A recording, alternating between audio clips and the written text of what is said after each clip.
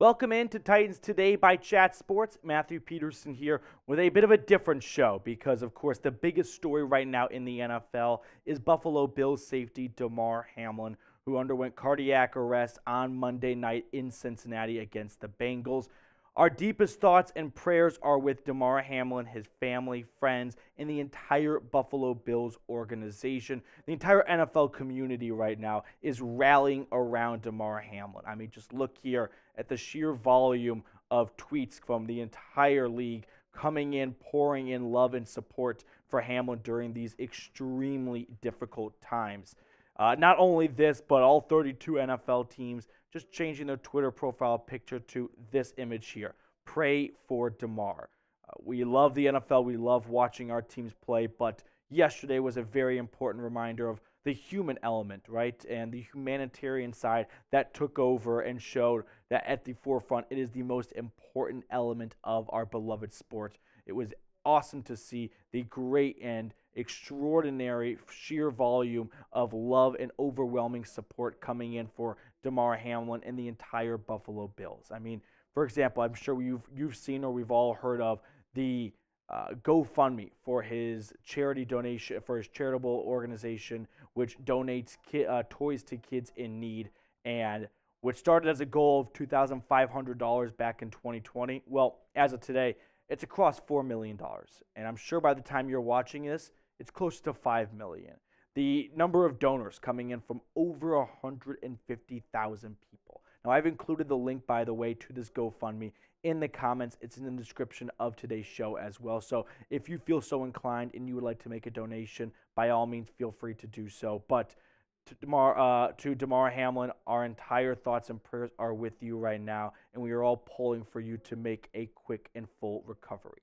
Until we get more news on Damar, I want to touch on the latest for your Tennessee Titans here as they get ready for a very important game against the Jacksonville Jaguars. Roger Goodell did say today that there have been no plans to postpone or cancel or alter the upcoming schedule. If that changes, of course, we're going to keep you guys up to date here. But a very pivotal Week 18 matchup is on the horizon for the Titans, as it's a winner-take-all game, essentially, for the AFC South between the Titans and the Jags. As if the Titans win, they will take the crown of the division. If it is the Jags who win, they will go on and rally off a handful of wins at the end of the season to stun the NFL, as the Titans looked like pure locks over a month ago to win this division with ease. So let's talk about this game here. Davenport, who covers the team and quite well, if I might add to, saying Mike Vrabel said Josh Dobbs will be the starters for the Titans this week. This should not come as much of a surprise. I mean, let's be honest, Malik Willis was bad enough and couldn't hold down the fort to the point where the Titans decided we're going to go at a practice squad quarterback from another team and on short notice get him down here and start, because that's going to give us a better chance of not just winning that week on Thursday night against the Cowboys, but to get him ready for this big game against the Jags here. Now, here's what Vrabel said on the decision.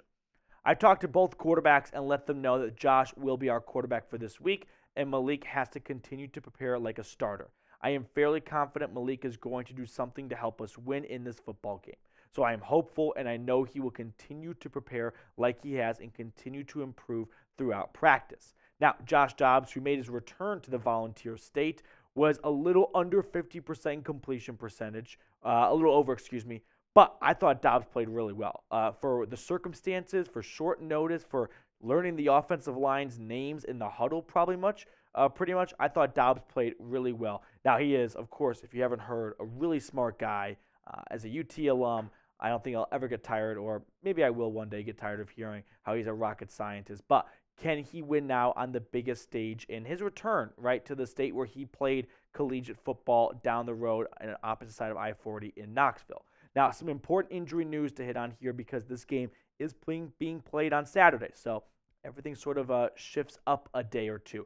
Kristian Fulton, Jeffery Simmons, Amani Hooker, Nicholas Petit-Frere, Tarrell Basham, all guys who are limited right now, and my expectation is, one, we saw a lot of these guys not play on the Cowboys, and it was sort of an unofficial rest for this Jags game, so I expect these guys to go. Derrick Henry, Denico, Autry, and Josh Thompson, they were all full participants. I mean, Henry, of course, if this Titans team is going to beat the Jags, it's going to have to be through Tractocito.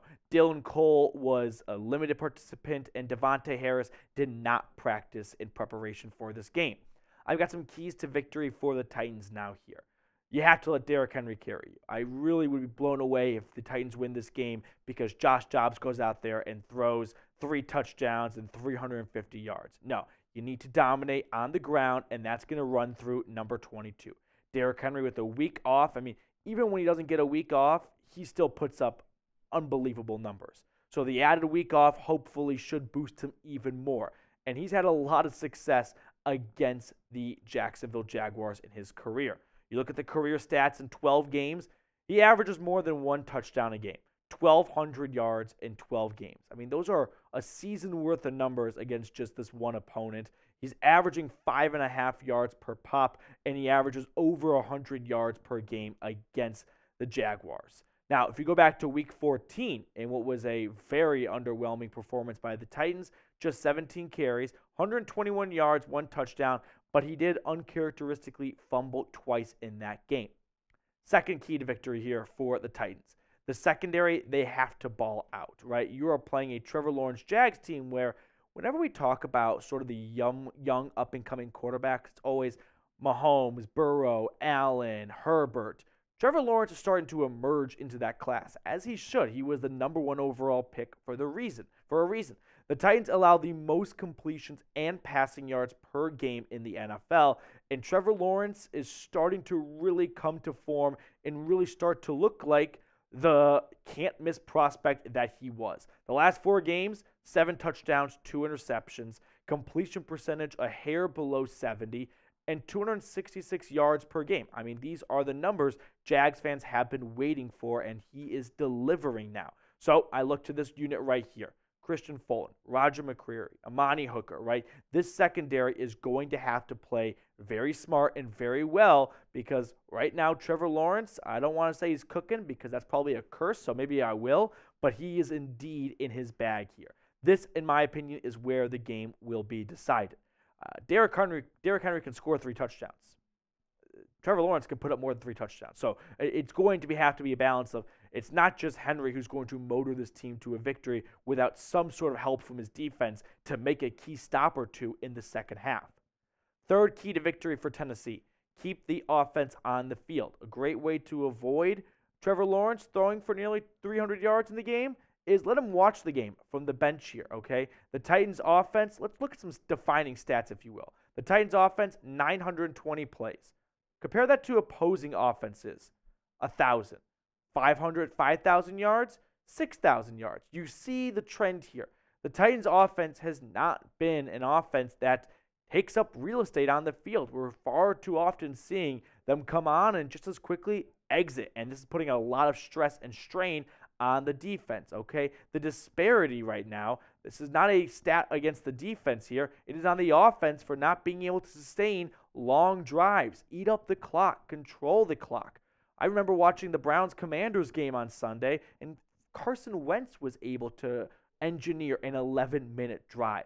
That would be huge for Josh Dobbs and Derrick Henry in Jacksonville against a Jags team and a Jags fan base that's going to be all over this game here. You need sustained drives, in my opinion. I don't think they're going to win this game with a Josh Heupel type of offense where they're going to score on the second play because they're probably not going to score on the second play, and it's probably going to result in a 3-and-out. So, unfortunately, I can't believe I'm going to say this next part, but I think the Jags are going to win this game.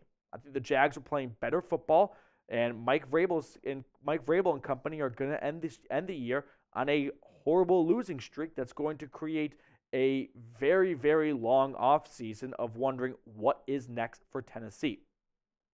Once again, I want to wrap up the show with expressing our deepest thoughts and prayers to Damar Hamlin, his family, his friends, and the entire Buffalo Bills organization. Like I said at the start of the show, but just to echo once more, the entire NFL community is thinking of you right now, Damar, and you have our full support and our entire love, and we are all hoping for you to make a full recovery.